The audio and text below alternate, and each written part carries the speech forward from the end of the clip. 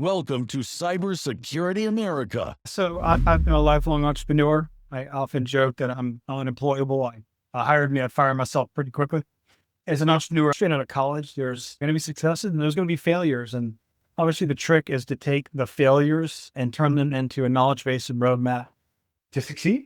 And so cybersecurity wise, after my last exit, I was looking for the next market that was kind of running toward us, not away from us.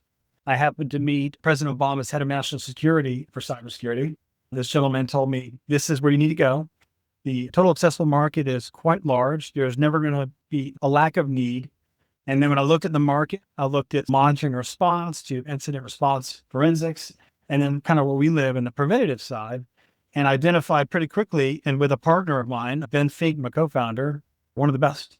We recognize, well, if you start a monitoring company, there's going to be a lot of debt and a lot of risk, and it's a pretty crowded market, right? So it might be white noise. We looked at the incident response forensics and a little bit of the same thing. A lot of the bigger companies are already dominating that, so I'm not sure how we would enter. We also had a goal to build products, not only services, as the big picture. So the preventative side was the opportunity for us to enter. So just some of the challenges when you're coming up, everybody through some of these, whether you get yourself into a lot of debt or do you give a lot of equity? I mean, just the kind of starting off in the first place when you had your idea, what were some of the challenges? We did not take any money at all. We self-owned. In fact, we still own our company 100%. We, getting those initial customers who don't know you was the biggest trick. And then proving yourself in that environment was absolutely key. I think we overcame initially a services company, which, there's less margin, right? How do you scale that? Do you build a sales arm beyond just your city? Because it's a very organic way to sell in our industry, right? I'm in Florida. I'm not going to sell to a chief security officer in Des Moines, Iowa, who doesn't know me or haven't worked with somebody they know. This is not how the market works. And so we leveraged partners, very large institutions that provide these services. They found out about us when they worked with us and you work with us, right? Companies work with us to subcontract us to deliver services to their customers. And that enabled us to scale. And then with that knowledge base of how to perform with that, we are now sort of coming out of the shadows and building our own brand in a big way. I'm sure we'll have some other questions that allude to that. That takes it from 1 to 100. And again, there's challenges that come with how to scale. And I think those challenges revolve around finding product or service market fit without funding it too quickly. I think if we had third-party capital, you have a little less respect for that sometimes. And so if you think, we got this fit. We've had a couple customers say, "Oh, this is Blindspot's the greatest product, early stage." And then we found a little later, no, it wasn't quite ready for the market yet at scale, right? We didn't know all the factors. If we had other money, we might have thrown all of our chips in on that, but we didn't, right? And we poked and prodded. We didn't pay that. We poked and prodded, and we found recently the right mixture of product and service market fit that really no other provider can match. And now we're hitting scale, and that's a really exciting thing. And so it just shows that in the success that Ondefend is having now, y'all are just really exploding. So I couldn't be more proud. And so from your perspective, Ron, coming up as an entrepreneur, what is your story? I'd love to hear your background and how do you come to be where you're at today? Yeah. So my journey, I've been an entrepreneur kind of like Chris for 40 years now, Coast Guard veteran, as you rightfully pointed out. And yeah, but really my journey started in the executive search industry, spent 25 years basically building medical device, surgical disposable and capital equipment sales teams throughout the United States. So doing large scale Salesforce expansions for our clients like J&J, Bristol Myers Squibb, all big, large pharma and biotech companies. And in 2009, I got a call from a buddy of mine that started a company by the name of Coalfire. His name is Kenneth Westby. And he said, "Hey, Ron, I'd like for you to, we haven't talked in 10 years. In 2009, the HITECH Act actually came out, which meant that all of my clients had to be HIPAA compliant, right? So I didn't know anything. I couldn't spell cyber back then, quite frankly. But we met, and Kenneth started telling me and selling me on this industry of cybersecurity. And I was like, Kenneth, he's like, I think you need to come over and help us stand up this HIPAA compliance practice. And at first I was trying to, basically get a job order out of the deal. But then I came home, talked to my wife about it, and I started realizing, this is kind of greenfield stuff. Again, we're going back to 2009, right?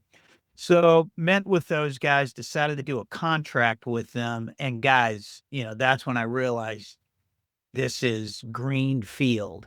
And so Coldfire, really what we did was it was all governance, risk, and compliance, right? And we really did a lot of auditing type work, but it was all large enterprise customers. What I started seeing as we started building the business is that as we were securing enterprise companies, the small and mid-sized businesses were starting to be targeted by cyber threat actors. And so we started getting a lot of calls from these small, mid-sized business entrepreneurs, but quite frankly, we weren't set up to really service them. But that was the seed in the back of my entrepreneurial mind that said, hey, someone's got to help the little guys. So after a partial acquisition, I kind of rose my hand and said, hey guys, it was 5 years. I said, it's been a great ride, but I think I want to, figure out how I can go help small and mid-sized businesses start practicing good cyber hygiene. And they told me to go forth and prosper. So I did. And that's when we started GoldSky Security. GoldSky, again, professional services is really what our focus was. We're focused on educating, transforming, and protecting small and mid-sized business entrepreneurs. And guys, frankly, that's been a passion of mine, since getting into that space. Took us a while to figure it out because back then they couldn't spell cyber, most of these small business entrepreneurs. But, after a couple of years, we figured out, geez Louise, the first thing we got to do is get these guys educated. And then we can start helping them transform into the digital age way of doing business. And so did that for 8 years. And we ended up building a great company. And we ended up getting acquired in February of 2024. And that's when I was like, all right, my wife's like, are we done yet? And I said, with AI and blockchain and all these emerging technologies, I think I got one more in me. And so February 21st, it'll be 1 year that CyberSurv has been in business. And again, our focus is really trying to bring AI-driven cybersecurity solutions to the world and get people educated on, how to practice good cyber hygiene when using a lot of these AI platforms. And that's a dicey game. It truly is the wild, wild, wild west. Yeah. So this is your third time. So you have that entrepreneurial spirit, that bug anyway, that go from, do you ever see yourself working for a company and being the division head or something? Or is it just your personality is you like the entrepreneurial spirit? I'm a visionary entrepreneur, Josh, right? So I'm always looking for that greenfield opportunity. And then again, I have a passion for bringing the right people, what John Collins says, right? Or Jim Collins, you got to get the right people on the bus, get the wrong people off the bus, and then get everyone in the right seats, right? That's kind of what I try to focus on when I'm building a business and get everybody excited about the mission. Right?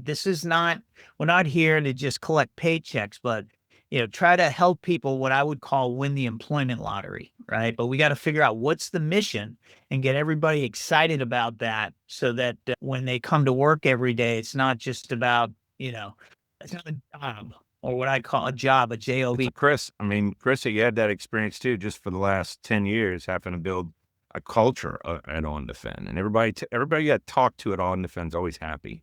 It's like, it's really interesting, but tell us, what was it like trying to build a culture over those years, and what kind of techniques did you use? Well, it starts from the top down. And so, we have to be passionate. People want to come to a company, as Ron mentioned, that has an inspiring mission, right? That's solving a real problem in the world and that's one of our things, make a positive impact globally. Like that's our primary thing. The environment needs to invoke passion.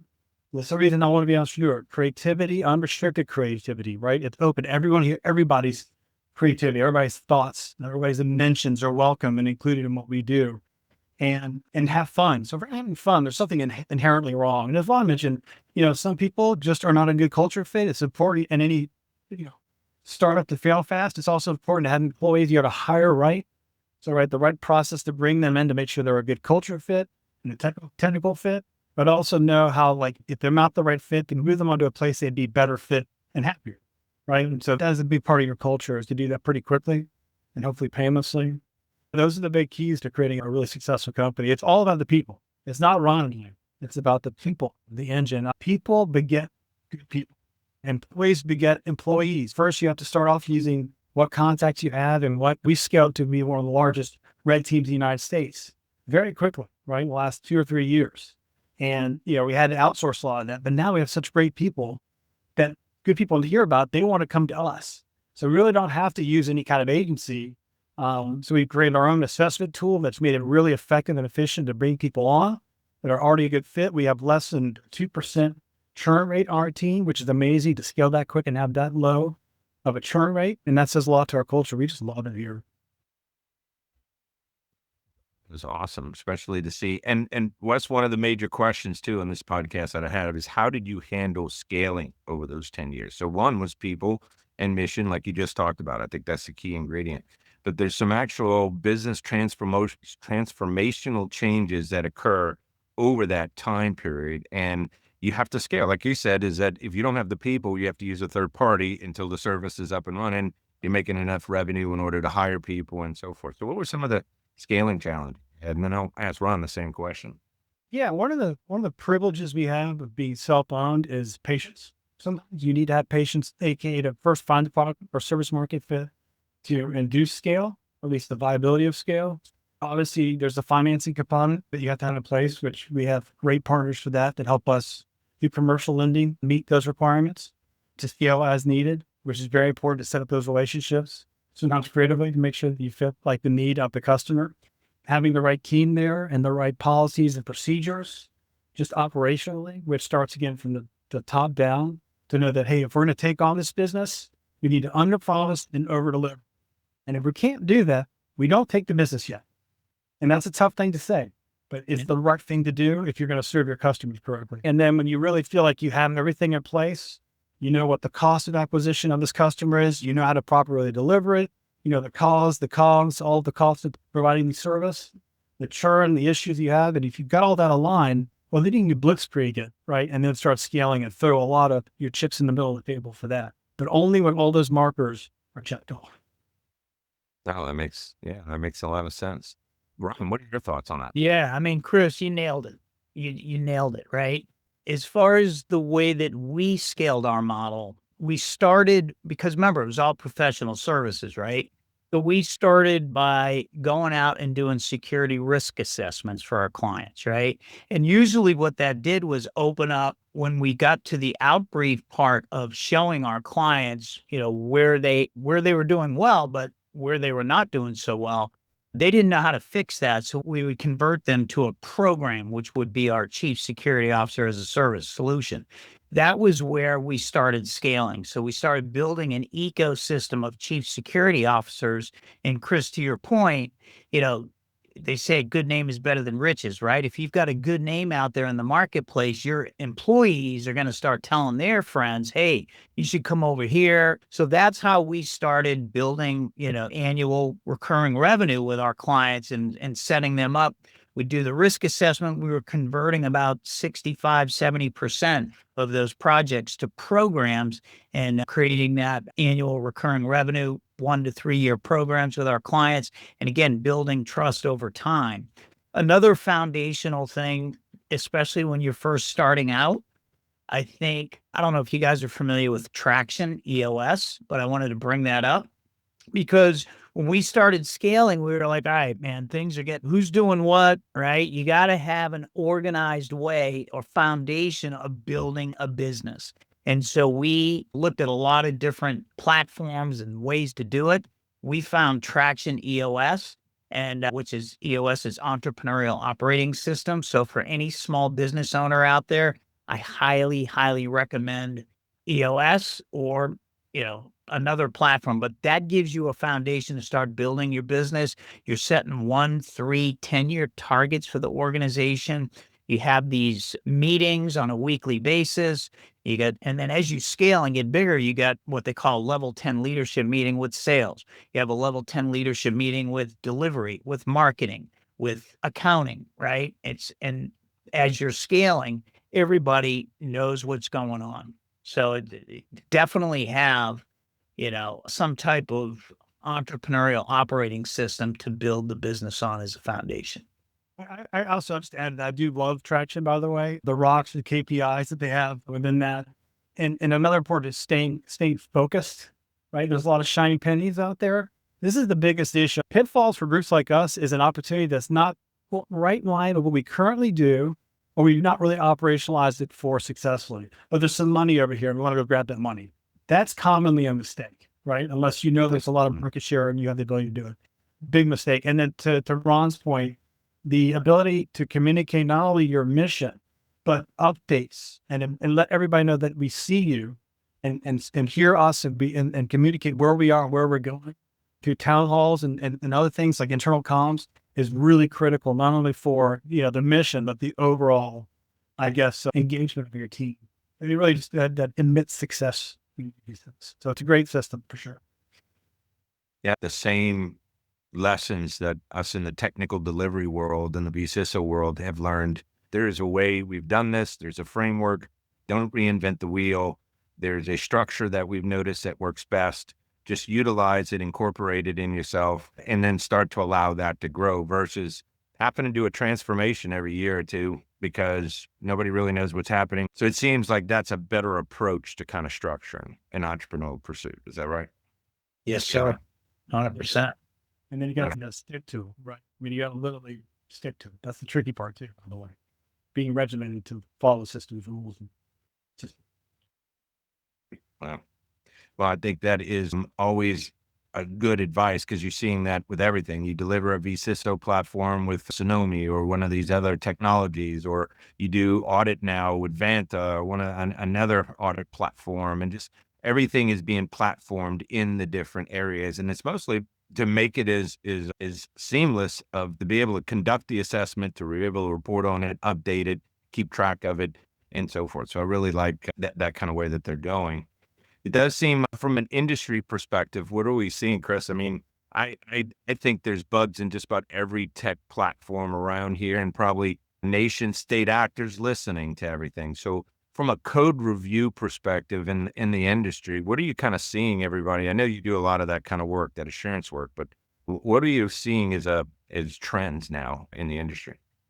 Well, some very interesting trends, by the way. A couple things. First of all, there are mandates that are kind of new with AI. AI has changed a lot, and this economy is frankly a downing economy. So there are mandates to reduce costs and find efficiencies. And a lot of times the board, and we're going up market, right? Where Ron is sort of mid-market, right? And we're kind of up market to Fortune 500 now. And there's these mandates through the board. Magically use AI to gain 20% or 30% or whatever percent efficiencies. And everybody's trying to figure out how to do that. And the AI does certain things and it doesn't do certain things yet. And so that was one of the big things that we've tried to align to is our blind spot technology that we use. Yes, you said it's a breach and attack simulation solution, but now we're using it, but we're doing red team to automate attack activity. That's sort of repeatable programmatic stuff that people don't want to pay for, right? Reconnaissance and think of, remediation, validation, all these things. So we have that engine working. We have our blind spot insights engine that we're calling it that basically utilizes AI to gather all of this outgassing that we do during our testing. And every engagement, we utilize that information, our tradecraft, commercial threat intelligence, all of it in just this engine. And it's telling our team where to focus to find the hidden attack paths or 0-day, vulnerabilities and these types of exploits that basically traditional pen testing just doesn't find. It finds CVEs. And so we are in a perfect spot where we have the automation. We have this insight engine that's creating efficiency and insights to help us automate the low-level stuff and focus on the really valuable stuff to provide outcomes for basically the same cost they pay for traditional pen testing companies. So that's a huge advantage and a huge trend we're taking advantage right now. That's a big thing. And for the first time in my life, I've heard, we don't want to work with the top, the big 5 firms. We want to add those smarter firms like you that are thinking outside the box, that are leveraging technology, that are helping solve our mandates. That's really important to us. And then the other thing I thought was pretty fascinating is used to be, do you have venture capital behind you? Well, no. Well, we can't depend on you being here in the next couple of years, right? Now We like that because you can adapt, you can move with our needs, you can partner with us to build. I mean, one of our big things is the reason we're successful is we're empathetic. I think empathy is so important, not only for each other, but empathy for listening to your customer, hearing what their problem is, not trying to be transactional, just sell a thing, listening to a thing, helping them solve it. And if there's a technical gap to solving it, we'll build it to make sure we solve your problem. Hence what Blind Spot's done for us. So that's a big movement in the market. And what I always liked about you, Chris, is that you were always trying to solve a problem rather than trying to find a product that you could sell and make money. It was always about solving problems first. And I think if you do that and you have years of maturity to kind of do that, you settle in on what works, what doesn't, what does the customer need, what they don't. And that's always, once you hit that point, then the business starts to scale and you're off to the races like you're doing. So, but what about you, Ron?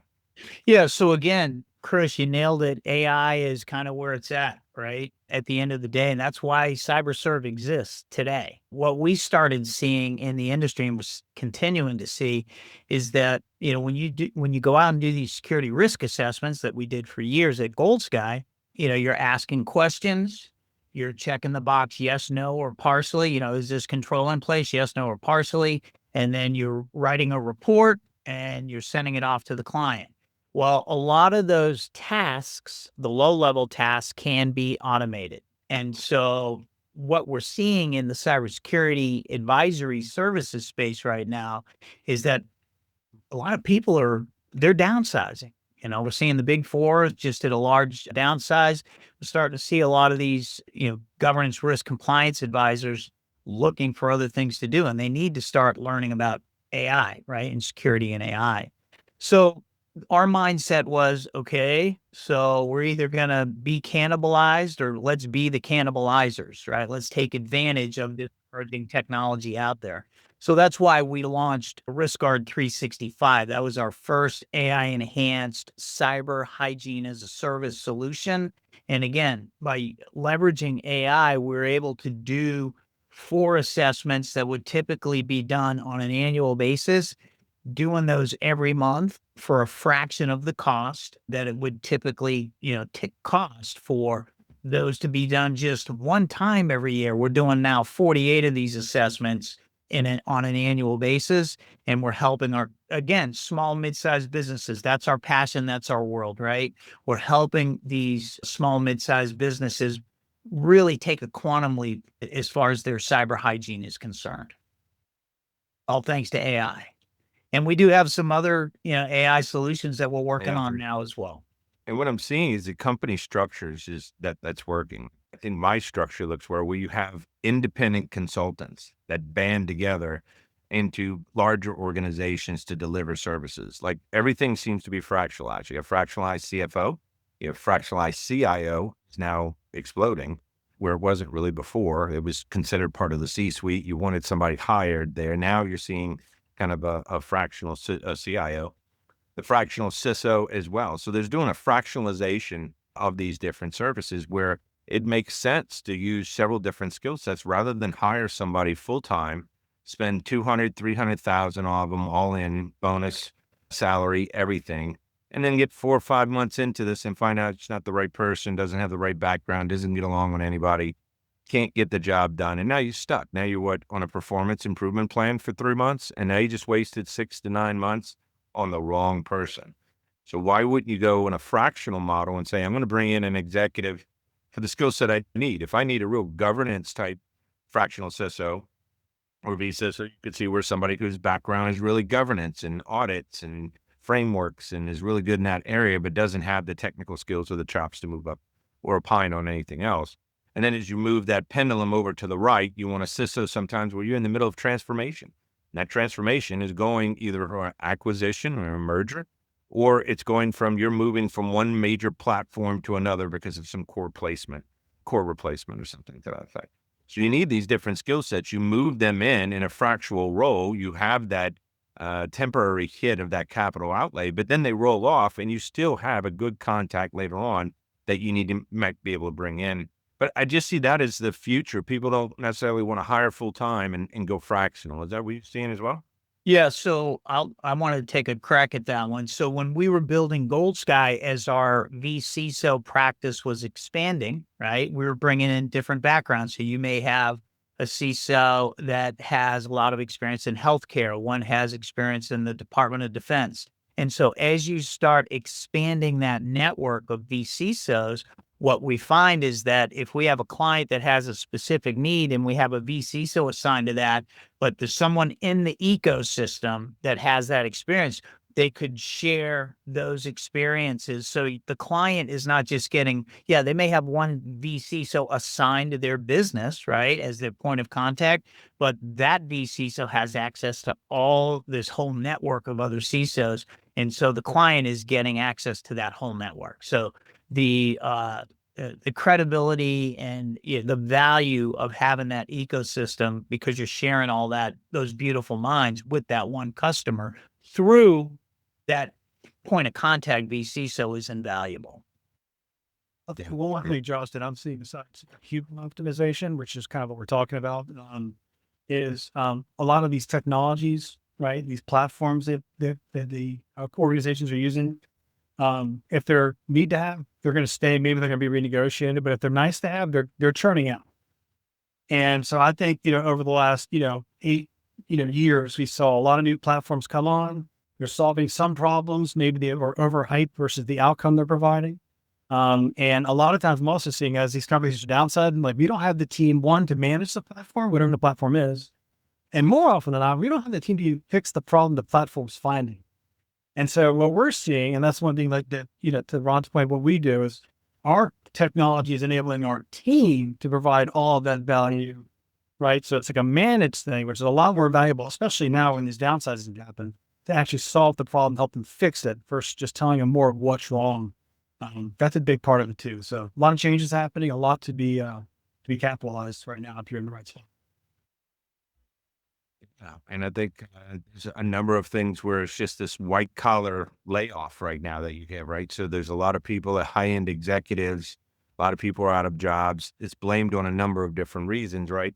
But one of those reasons is AI and just kind of replacing that advisory or thought leadership. And I've used a lot of these different AI tools and Claude and so forth in assessments and have them write things, and they come somewhat close, and it helps with some mundane stuff. Like you were saying before. But I see it also move into an acceleration here in the future for some roles that we never even thought about yet. And I think that is something that in that white collar, kind of that engineer, that admin type management personnel, I just really think a lot of those people need to shift and focus over to, like what Ron was saying, an AI security engineer or an AI application engineer or something under those titles. Because if you're still like a network engineer and you don't have anything on AI, I always love the adaptability, the ability to pivot and move laterally and go, okay, I'm not an admin now. Now I'm a firewall admin because I took this training and so forth. So it does seem like educating yourself and being the master of AI now is much better than being the slave here in the future. Yes, sir.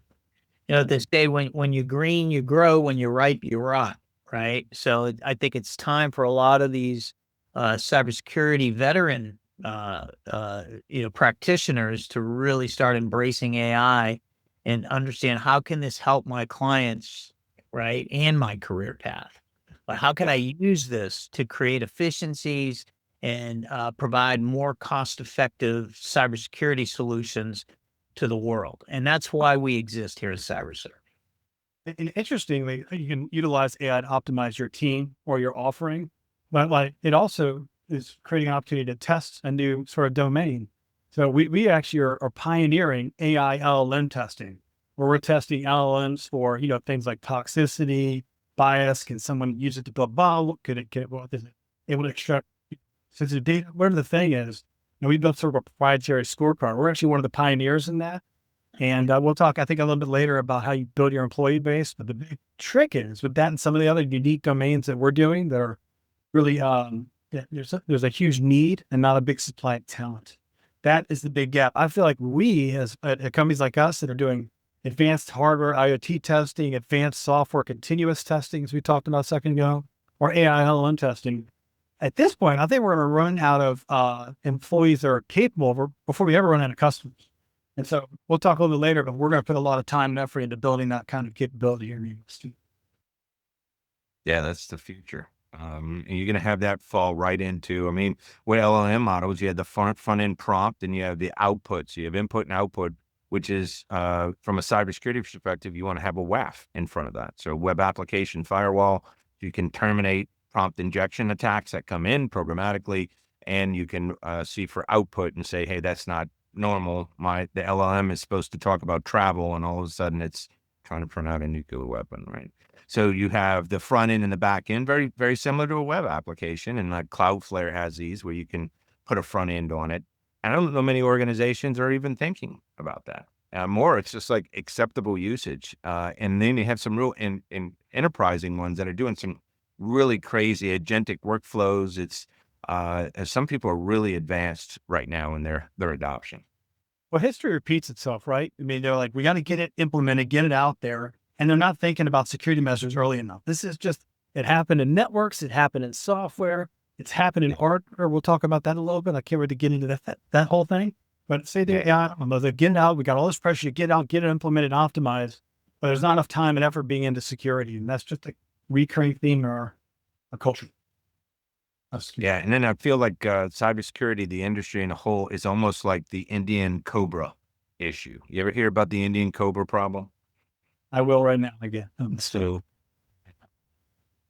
in India, they had problems with cobras, and they're deadly and they kill people, and they want to keep it down from populated areas. And so what they did is they paid for people to go on these snake wrangling and go kill the cobras, right? Collect them, and the government would give you cash. And so entrepreneuring people decided they were going to start growing these things and in mass and turning them into the government so they can make money. They were no longer catching them. They were growing them. The population skyrocketed. Then the government caught on to it and said, nope, we're not paying for no more snakes. So what'd they do? They let them all go. They're not worth anything anymore. So the population doubled.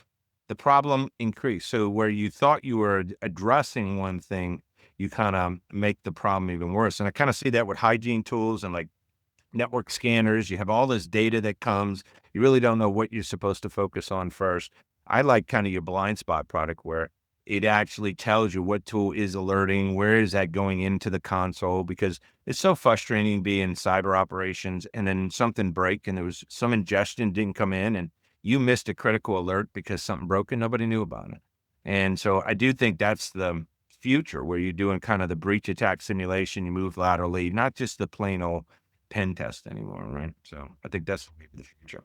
And you still need human ingenuity to do these exploits at this point. AI is not there, but AI can tell our team where to focus, right? Where to put your time to optimize to find those things. That's the big gap in the market that we're certainly solving, leveraging technology. Yeah. And you see a lot of people moving to MSPs nowadays. You see a kind of combination. So you happen, both of y'all happen to work with MSPs a lot. Or is people still doing their own tech?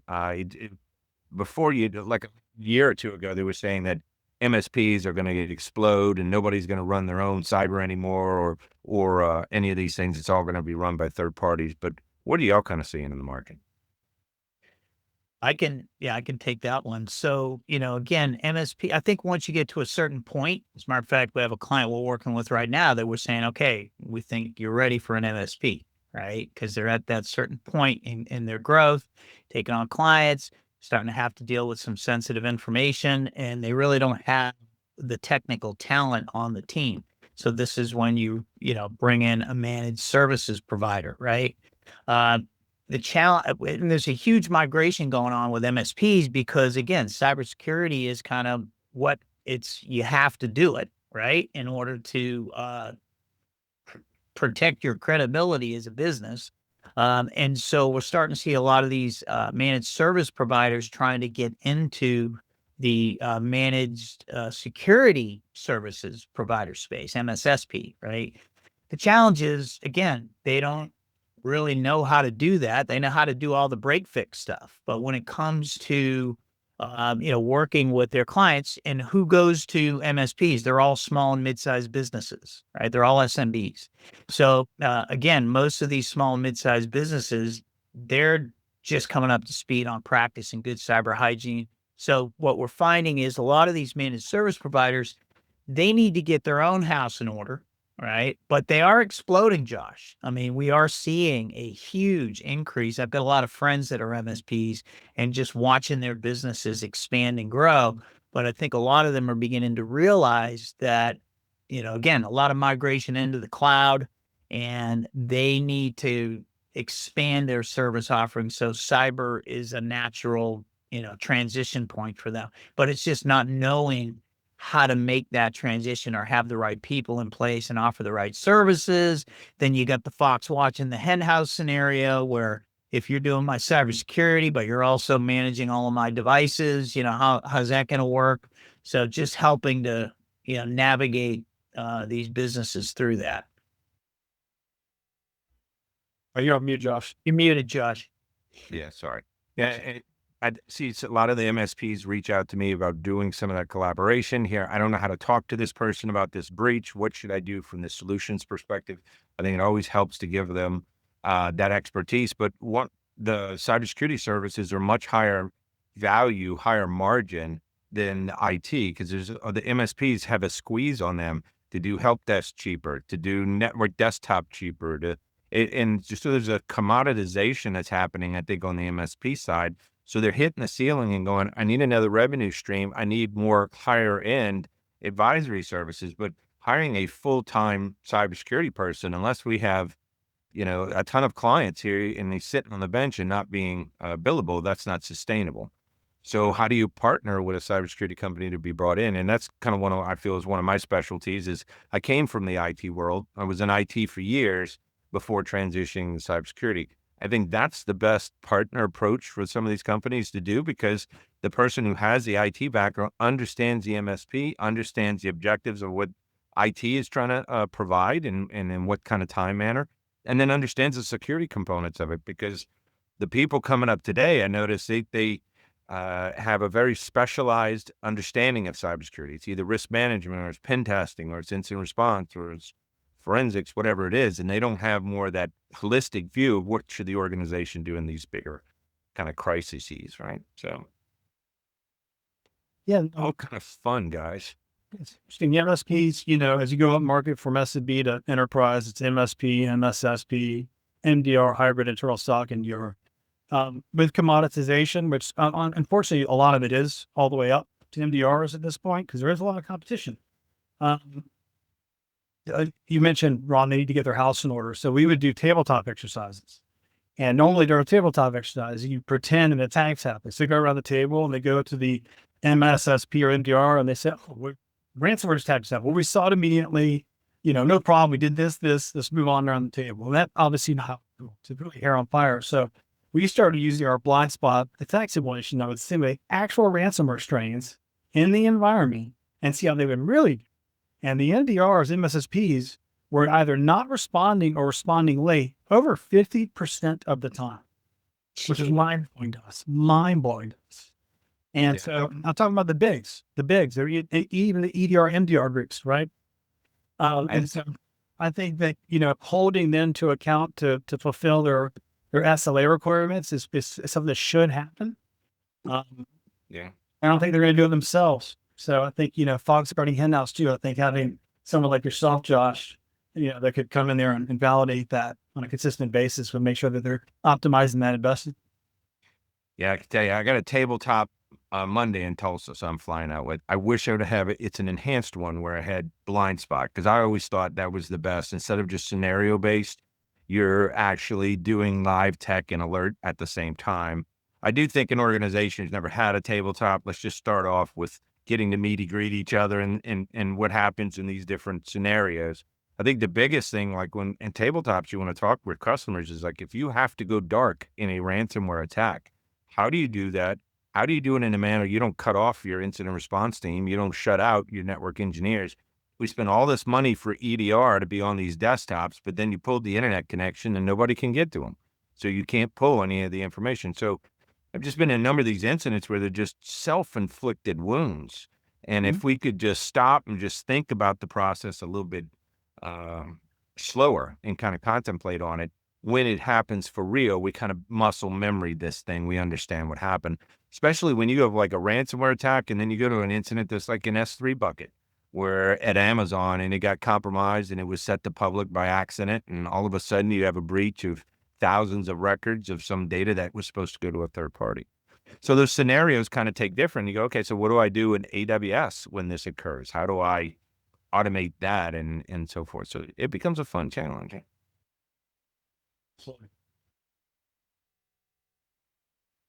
Yeah. And then, go ahead. No, I was going to say, I've got some crazy stories, of real life attacks, that we've had to deal with over the years. What's the craziest? The craziest was a law firm that got ransomware. And we would typically refer these out. However, we could do them. And we ended up taking this one on. And of course, we had to start, they had ransomware, so their system was locked down. And so our senior security engineer that was doing the DFIR basically had to, engage with the cyber criminals. And of course, it was all done through the Tor browser. Then we had to talk about how we're gonna get their data back, and we had to negotiate Bitcoin, right?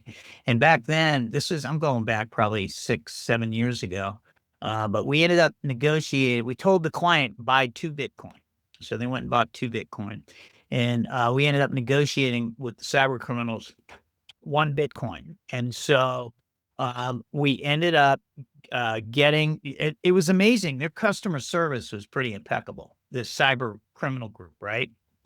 But we ended up having like 600 records come back corrupt. Well, in the state of Florida, you have to report that to the media if it's more than 500 records, right? And they would have to let the Florida State Bar Association know. So the owner of this law firm was just a wreck, and she was like literally in tears. So we were like, what do we do? And so I just said, you know what, just reach back out to them, let them know what happened, and see what happens, right? That's all the recourse we had.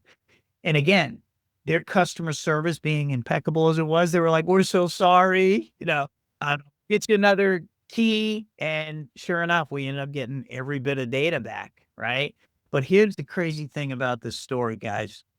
So it was probably 2-3 years later, we're having a leadership dinner in one of the towns here. And that owner of that law firm saw me in this restaurant, and she came in and she was hugging us, and the gentleman that was actually the security engineer was remote. So he was actually with us. So she gave him a hug too. And, she told us, she said, remember you told us to get 2 Bitcoin? Well, we forgot about the other one. And that Bitcoin was worth like $40,000 more, right? And so it ended up paying for all the DFIR, and now they're practicing good cyber hygiene. So we were just like blown away. You got to be kidding me. She forgot about the 1 Bitcoin, and it ended up paying for everything when they realized they still had it. And I felt so stupid, the whole Bitcoin thing anyway, because I had the option to buy thousands of them, like for a few pennies. And I passed them up. And I was like, that's Chuck E. Cheese coin. I don't know what you're going to do. A friend of mine did Bitcoin mining. His whole house is paid off now. I mean, it's like, damn. And I didn't think that was going to go anywhere. And look at it. We were freaking wrong. Yeah. Yeah. So anyways. But do you see Bitcoin and all taking over like candy machines and is this going to be the new trend? It doesn't seem to be fast enough, or it's not really meant for transactions, more of storing of wealth and transfer of wealth than it is, transactional based currency. But, do you see this happening more? I mean, Chris, do you take invoices in Bitcoin? No, we don't. I mean, some of our team members does that, but we don't interact now.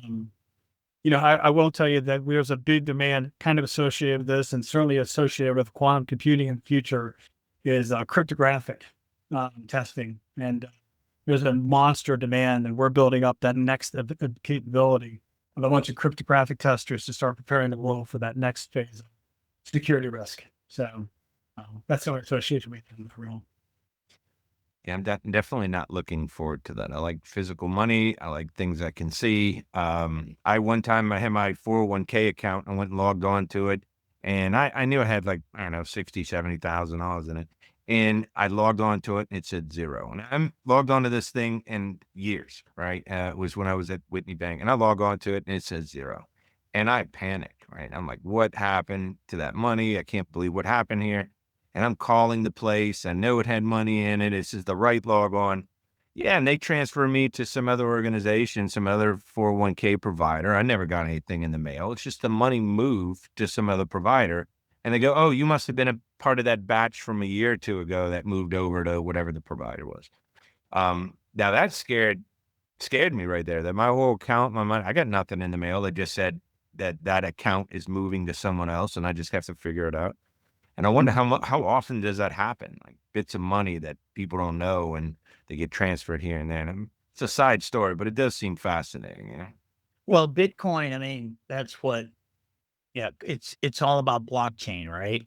I mean, that is Alleged. Bitcoin, digital assets, right? I spoke at a conference probably about 6 months ago to a group of CPAs on AI and blockchain security. And I got to tell you guys, I was blown away at how uneducated these CPAs are. I mean, they didn't even know what a smart contract was, right? And it's scary. You know, these are the people that are managing our money, and they're just really not up to speed on all of this transformation going on in the whole blockchain cryptocurrency world.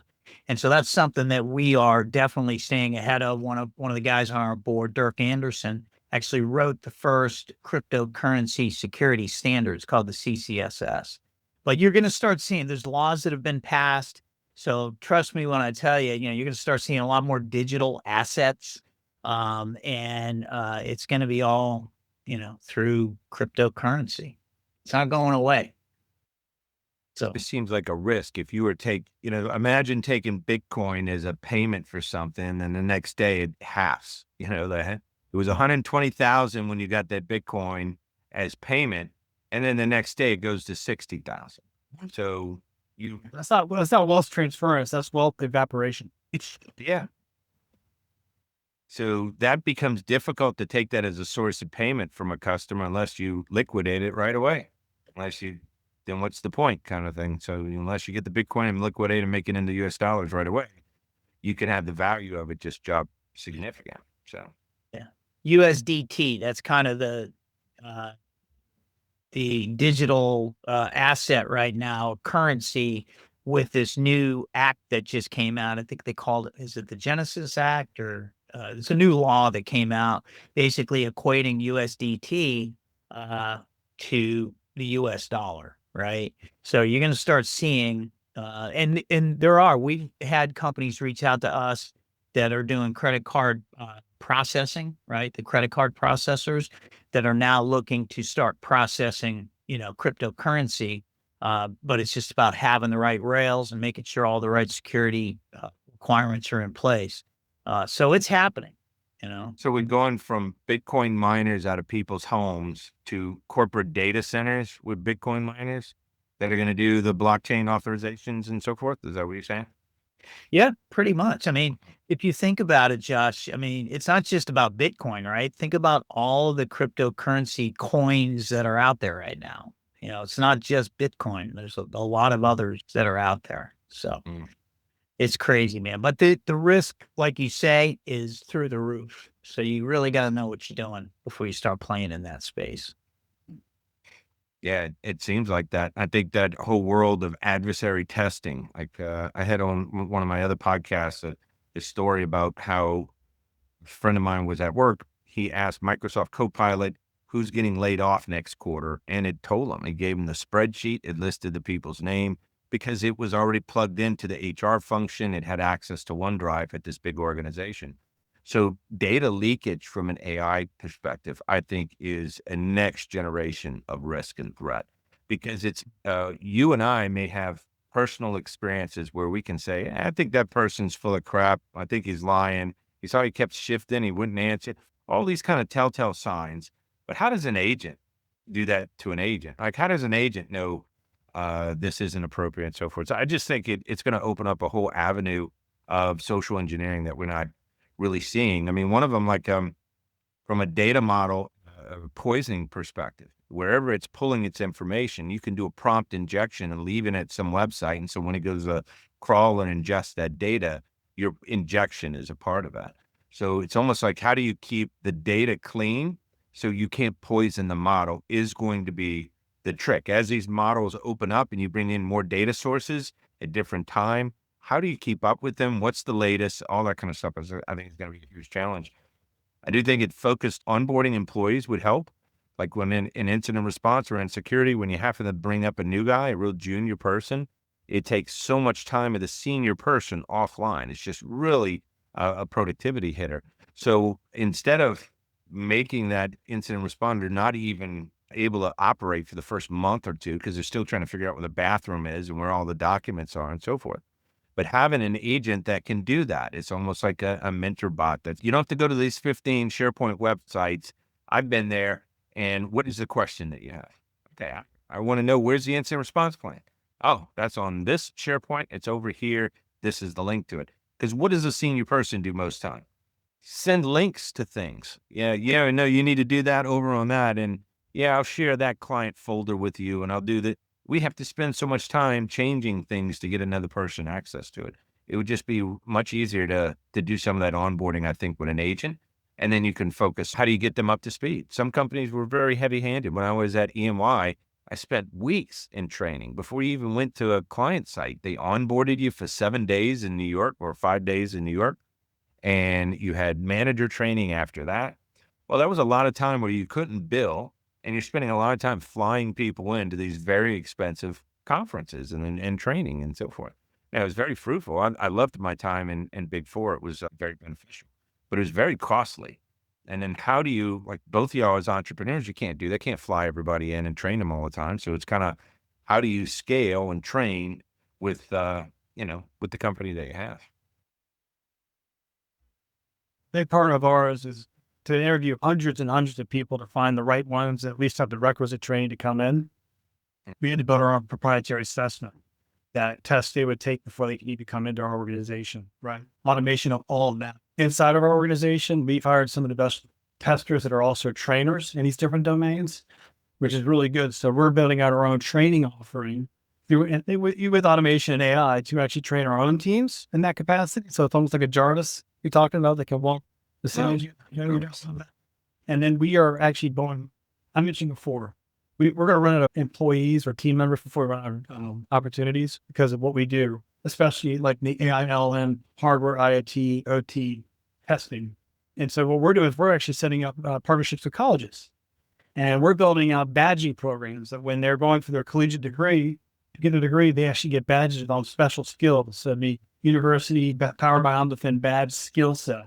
Internships during that time, capstone projects during that time. We're building out laboratories where we side by side teach them, or tearing down customer hardware like drones and different types of technologies that they're doing it beside us. And then we're also trying to work with our own state to see if we can't fund apprenticeships, not only for graduating students, because we feel like if we have a graduating student with just for the basic skill sets, within a year, we can have them ready for this high-end, high-paying job of security testing these certain domains.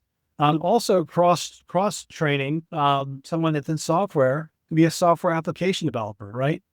Being able to do that for the public, and then also within your own company, giving your own team members the capability to train, to upskill and cross-skill, which is only going to grow their career and their revenue.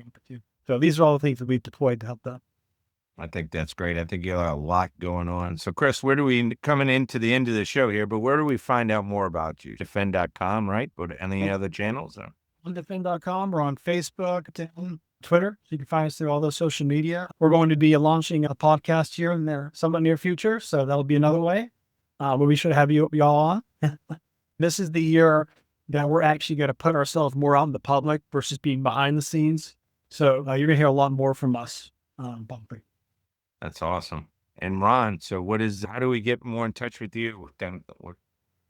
CyberSurv.com, right? And again, our team is comprised of all very senior veteran cybersecurity practitioners that kind of sat on all sides of the desk.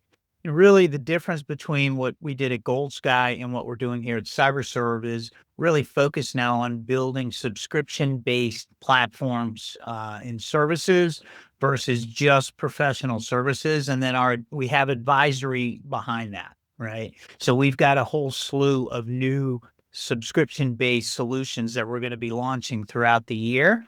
And we always have advisory consultants on the other side of that VCSO, pool that we talked about, Josh. And you and I are, we're all working together, partnering. So cybersurv.com.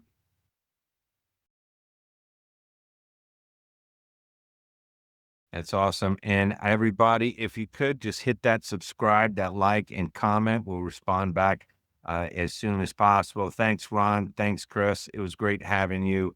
And everybody, stay secure. Thanks, Josh.